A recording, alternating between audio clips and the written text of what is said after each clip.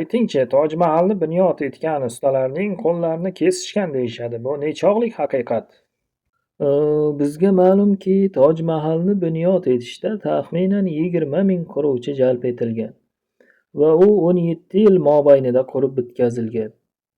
Qurilish davom etgan 17 yil davomida Shoh Jahon biror marta bo'lsa ham Toj Mahal qurib bitkazilsa-yu o'zim dunyodan o'tib ketsam, uni muhofaza qilish va ta'mirlab turish kerak bo'ladi deb o'ylamagan desak xato bo'ladi. Chunki agar barcha quruvchilarning qo'llari kesilsa, bu ishni kim qiladi? Bilsangiz, Toj Mahalning kiraverishidagi janubiy darvozasi tomonda, ya'ni janub tomondan kirib shimol tomonga Toj Mahalga yuriladi. Xullas, o'sha janubiy darvozaning sal tashqarisida tashqi darvoza bo'lib, chiqsangiz, uning ortida bir azim mahalla mavjud. U Tojganj deb ataladi. Bu mahallada Toj Mahalni qurgan ustalarning avlodlari yashaydi. Ushbu mahallada marmarni o'yib ichki gul solish bilan shug'ullanuvchi mohir hunarmandlar yashaydi.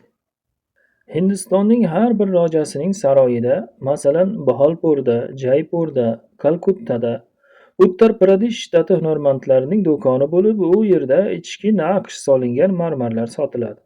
Xo'sh, ularni kim yasaydi? O'sha hunarmandlarning avlodlari bo'lsa kerak. Albatta.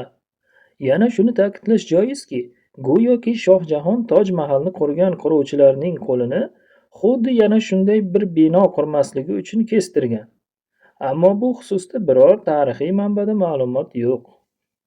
Shoh Jahon Toj Mahalni qurdirgan vaqtda uning o'zi dunyoning eng badavlat imperatori edi.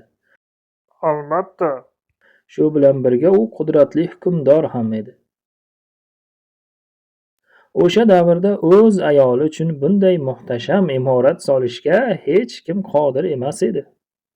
Toj Mahalning bir tarjimoni sayyohlar diqqatini jalb qilish uchun bu ertakni o'ylab topdi va bugungi kunga kelib bu cho'pchak kitoblarda ham aks etmoqda.